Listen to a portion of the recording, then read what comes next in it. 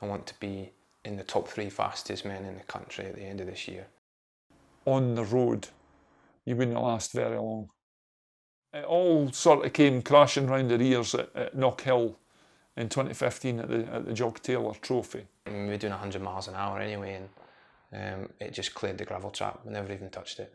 And then that was it. Then it was brace for impact, really. It just, I can still see it now, coming straight for the fence and the airbags, and that was the rest is history, I suppose. And I just remember thinking, Christ, we're going a bit hot in here. And at that second, bang, the bike just turned left. And the next thing I knew, it was just mid-air, cartwheeling in mid-air. I'm thinking, Jesus Christ, that was big.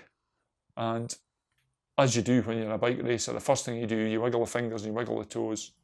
Wiggled the fingers, I thought, yeah, that's all right. And I thought, can't feel the toes. That's not good. You know, you're in that sort of psychedelic phase of you can see light and dark. You know, Rob and I are really close, and it took a lot to adjust to, you know, to change. I think psychologically a lot of people can't handle being told you're paralysed. But I knew what had happened, so.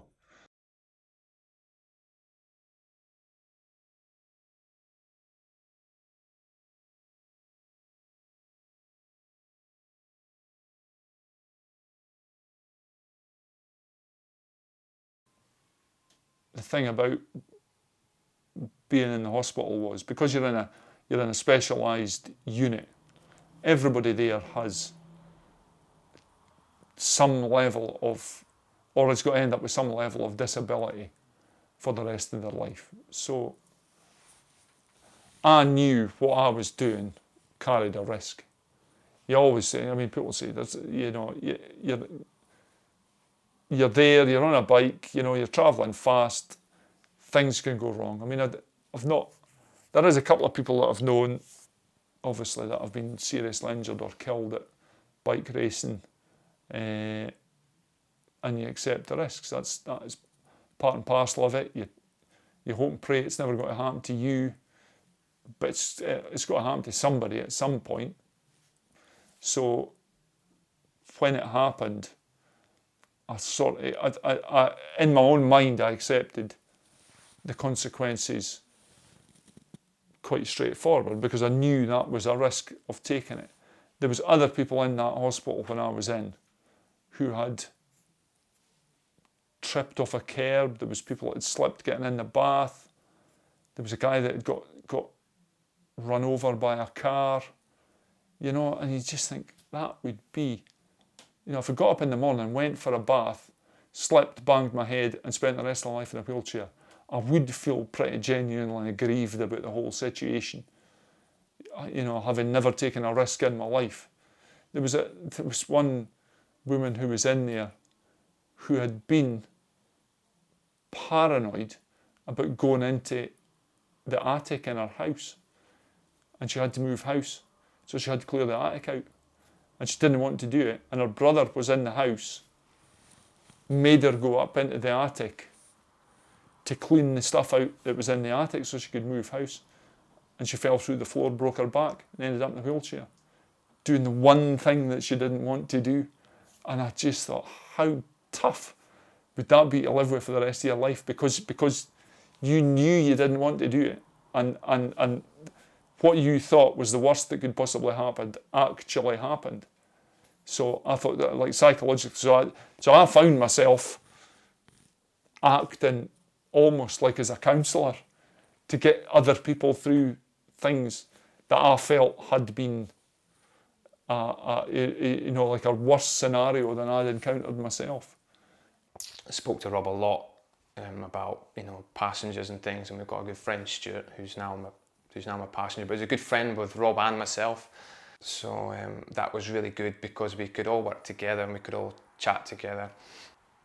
When I rode the bike for the first time at East Fortune, I think everybody thought that, you know, he might not want to do this, he might ride this once and that'll be it.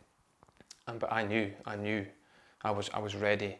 You know, I'd had a chat, I'd spoke to Rob, and I told him what I wanted to do, and he's behind me 100%, and that probably is as much to do with getting back on the bike, having Rob's backing behind me. But the big thing that did help me through the hospital days was a guy that I'd known from my motocross days, who I'd known from 25 years. He did exactly the same as what I did off a motocross bike. He broke his back the week before I did it. So we ended up in the same ward, in the same hospital, with the same injury at the same time.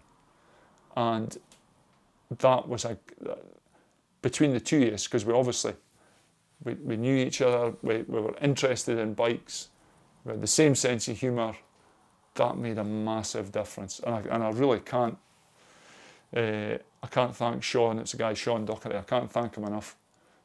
I got back on it, and I just felt it's like an old pair of slippers. You sat in it, and it just felt right. And because you know what the problem is when if you have an accident and there's a cause of that, then that settles your mind as well, that it's not you that's made that mistake or anybody else.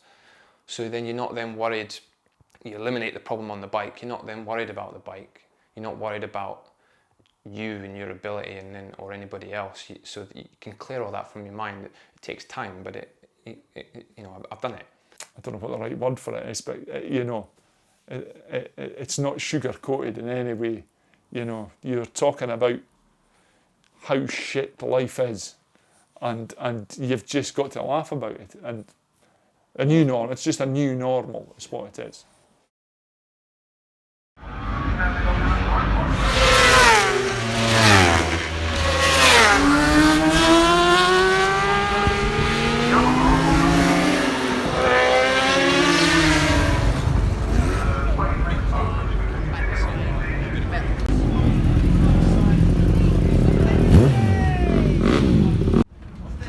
Marginal gains now. You're never going to find, you're not just got to find a second a lap. You have to find 10 things that will give you a tenth of a second a lap. Overtaking becomes a bit more of an art form, which I really enjoy. How they're riding, the lines they're taking, where they're weak, where they're strong. So you weigh up whether you can pass and then gap them. When there's tenths of a second between you, it's absolutely fantastic. And these guys you can trust, 100% these lads, you can be inches, sometimes just touching with them, and everybody respects each other, and it's just absolutely fantastic. The thrill from that is second to none. And I'm convinced had I not had the protection on when we had the big accident that I did have on, I wouldn't be here now.